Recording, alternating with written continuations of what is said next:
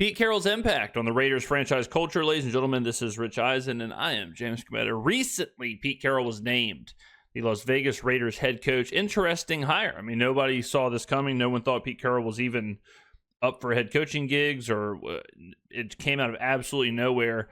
And when it was announced, I like it. I like it a lot. I think it makes a lot of sense for the franchise. The Raiders were, a once proud organization that has now dealt with a ton of volatility, whether it's off the field, whether it's coaches, whether it's players, whether it's draft picks, whether it's quarterbacks, the turnover, and most importantly, a bunch of losing seasons. So I think this is an opportunity for, even if it is a short amount of time, because Pete Carroll will be 74 years old. He'll be the oldest coach in NFL history. Even though it will be for 1 to 2 years, his contract's for 3 years, but somewhere between 1 and 3 years, that's long enough to stabilize this team and remind them that they are an NFL organization and to kind of steady the ship and go in a specific direction. So I love the hire. Do I think Pete Carroll is going to win a Super Bowl in Las Vegas? No. But I think he can turn the ship enough to where it sets them up for whoever the next coach is to potentially reach some of those glory days again. Let's talk about a couple of coaches that got introduced. Let's do it. Yesterday, with a couple of one-word outbursts. One from one of the coaches introduced, one from the audience. I think the audience outburst, I'm guessing, is the Marshawn Lynch, because I know Marshawn Lynch was at the debut of Pete Carroll, and he was, his personality was definitely on full display. This is great stuff. Pete Carroll, in the midst of his introductory press conference as the new HC of the Las Vegas Raiders, back in the NFL as a hire by Tom Brady. Can't make this stuff up. The quarterback whose team prevented Pete from being a back-to-back Super Bowl winning champion and a dynastic. Or did Pete prevent Pete, as some would say, with the decision to throw instead of run, which I still think was the right decision. Coach in this league. At any rate, this is a fun moment from the press conference in Vegas. We do want to fill our stadium up with our guys. I know that we have a good draw for people from out of town. There you go. There you go. Yep, that's what I'm talking about. Yeah. Now, you might be sitting there wondering, was that one of these diehard fans that he's hoping to fill up the stands? Sure. Actually, that was Marshawn Lynch in the back of the room screaming that out at his old coach. And this just goes to show you a couple things here. This is what you're going to get with Pete Carroll. You're going to get Pete, he's fully aware, okay, that the 12th man in Seattle was significant. He understands he's going to a spot in Vegas where, let's just say, the 12th man has been more than not the first man of the secondary ticket market. Well, I mean, this is kind of what I'm talking about, where I think Pete Carroll understands some of the steps that the Raiders need to take. And one of those steps is just to get that core fan base, like that foundation of they're not just a tourist attraction. They're not just in the lineup of residences that's happening. They're not just part of the Carrot Top and, whoever Absinthe and whoever else is playing. I don't think Absinthe is Absinthe still rocking and rolling out there? But, they're not part of those shows. They are the home team, right? Like, they are the team that everyone in Vegas should be rooting for. Similar to the Golden Knights, similar to the Aces, okay? So Carroll understands, like, these baby steps have to happen in order for the team to be successful. When they come to Las Vegas to hang out for a weekend and watch their team play the Raiders. I'll say this too. Like, I've been to a handful of Golden Knights games. Shout out to the Absolute Onyx Bar, always where I go. It's down in the belly of T-Mobile. But the Golden Knights have a tremendous crowd, a tremendous following, a tremendous fan base. So it's not like just because you're in Vegas, you're always going to have the tourists and you're always going to have that going on. That's not the case. So the the fans are there. It might take a little while to build it. It might take a little while to build because a lot of people have already established NFL fanhoods or whatever. So it's not going to happen in 6 months, but it certainly can happen. And it's a sports betting town. It's a betting town. But there is a desire to root for the home team. And he's kind of already calling it out that they need to create their own home field advantage in Las Vegas. Yeah. And first of all, I love that. He's as aware as they come, and he's trying to plug in. And look at the boys. On top of it, he's bringing Marshawn Lynch with him. And what I'm saying, bringing with him, not on his staff, I'm just saying, kind of who's perfect for Vegas. You know what I mean? Like, where you're bringing a bit of the circus is coming. Marshawn and his energy's bouncing off the walls and relating to the scene and create. Isn't Marshawn from Oakland? So Marshawn was probably, or I'm guessing, grew up a Raiders fan. So this is like a weird 6 degrees of Kevin Bacon where I know Marshawn went to Cal. I'm pretty sure he's from Oakland. So creating his own scene, and the energy of the city might be plugged into the franchise. I don't think I'm making too much of it here that he kind of gets it in a way. Yeah. And in the same way that you think someone at age 73 going to Vegas is probably sitting there at a slot machine constantly pushing that button. You see those videos of those people? They're so right? fast. Just constantly in those. So fast. A slot tournament will blow your mind. Pete Carroll is the perfect guy for this because, he's 74. Or 73, will be 74. But he has such a high energy. He's not Bill Belichick. He is not Nick Saban. He's jumping all over the place. Who was it? Was it DK Metcalf? Yeah, it was DK Metcalf. Pete Carroll took his shirt off during their interview. Like, he's a very high energy guy, even though he's 73, 74 years old. So I think he meshes well with the culture and the team and the fan. I think he's a home run hire. He's just the one who keeps on hitting the buttons to try and push the buttons to get the money to come out of the machine with his players. And he's bringing some championship quality to it. Yeah. Who else is bringing Marshawn Lynch into the Las Vegas Raiders fold? Am I wrong? I don't know if was he around the team. He's just bringing his own style here. He finished his career with the Raiders, right? Mm-hmm. I don't know here. When I saw that, I'm like, things get loose with Pete a little bit. They do. But he's also bringing the culture sure. to keep things nice and tight.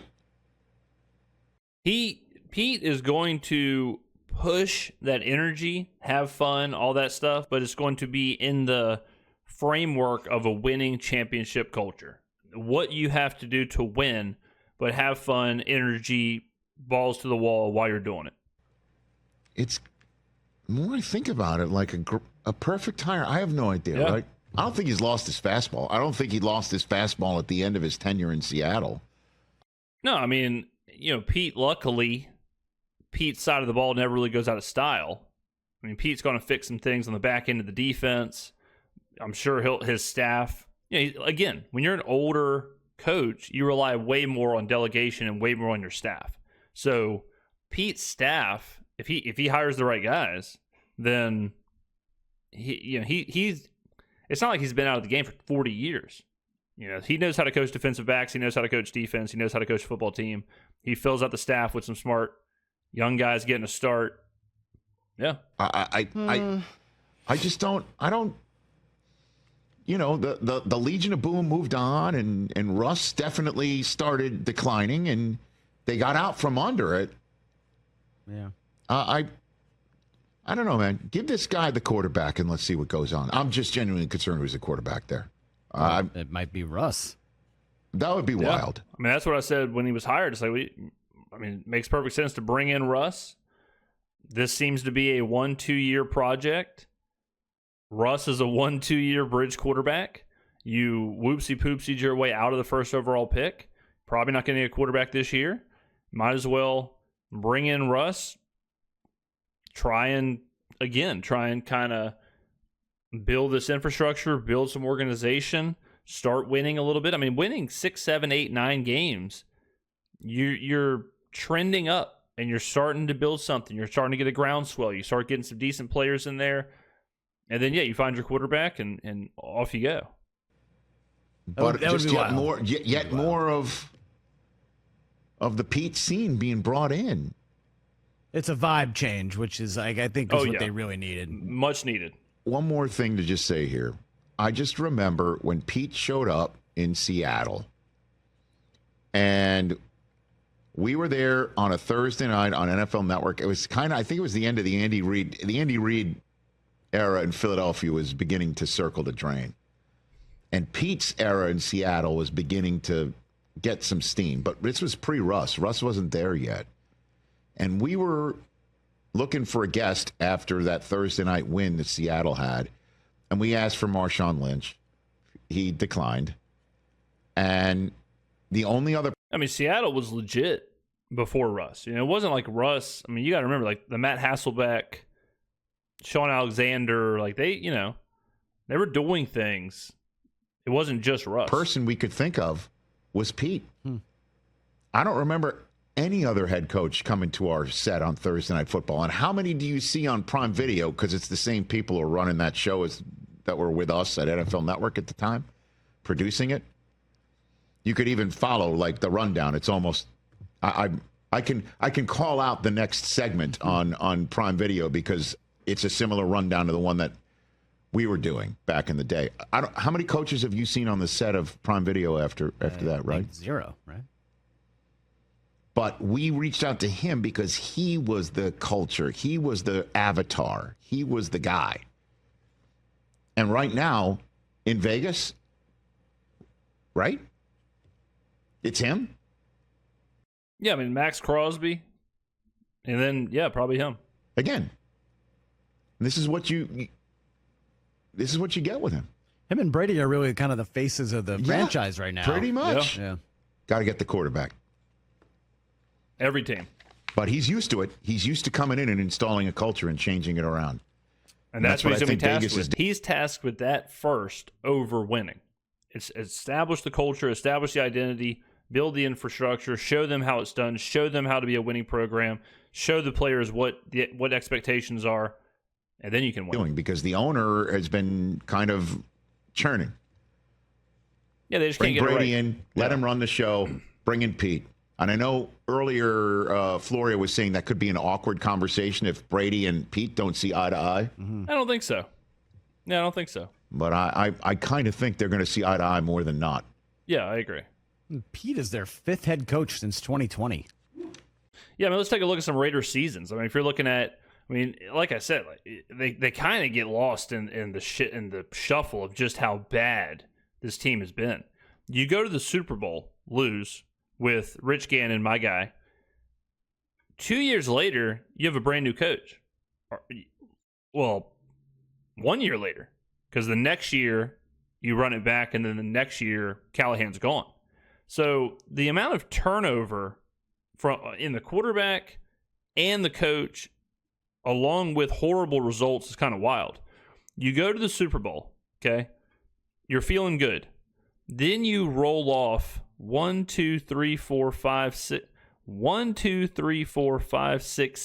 straight seasons of 5 or less wins. Whoa. With 1, 2, 3, 4, 5 different coaches. Callahan, Turner, Shell, Kiffin, Cable, and then Cable at the end there. Nuts. And then it gets better. You go 8-8, right? But then you rattle off 4-12, 4-12, 3-13 with Dennis Allen. Then in comes Jack Del Rio, leather jacket, wearing a suit on the sidelines. 7-9. You get the 12-4 year with Carr. Carr gets hurt. That's Carr's best year. He gets MVP votes. And then right back down, 6-10, 4-12, 7-9, 8-8. And again, all in this, like we're not even talking about, but all in this, you have, wasted draft picks. You have horrible quarterback play. You have missed first rounders. You have all the Darius Hayward Bays all over the place. You got off-field problems. You got problems with Gruden. You got problems with, it's just everywhere. Everywhere. Look at this. Since the Super Bowl, let's see, you have 2 seasons over 10 wins. Is that the only time you have 2 seasons over 500? And it's those 2 seasons. Since 2002, since you go to the Super Bowl, 20 going on 23 years, you have 2 winning seasons. That is absolutely insane. 0 playoff wins. Crazy what's happened to this team. Really is. And you look at the coaches. Pierce, there for 1 season. McDaniels, there for 1.5 seasons. Bisaccia, there for a handful of games. Gruden, there for 3.5 seasons. Del Rio, there for 3. Allen for 2.5. Hugh Jackson's thrown in there. Tom Cable's thrown in there. Kiffin's there for 1.5 years. Man. But I think Carroll's a good shout. I think Carroll is a good shout at what can bring the franchise back closer to this. Look at this. These are some years right here, right? That's pretty impressive. Then you look at the quarterbacks, the passers. Gandon was fantastic. Collins, Culpepper, Jamarcus is in there. Is that Jason Campbell, Carson Palmer? Then you have Derek Carr, Aiden O'Connell, Gardner. Ugh. Oofa. I don't know. I'm rooting for him. But I think it's a step in the right direction. All right, let me know in the comments below what you think. Are you excited for Pete Carroll in Las Vegas? Shout out Carrot Top again. All right, let me know in the next video, or let me know what you think, and I will see you in the next video.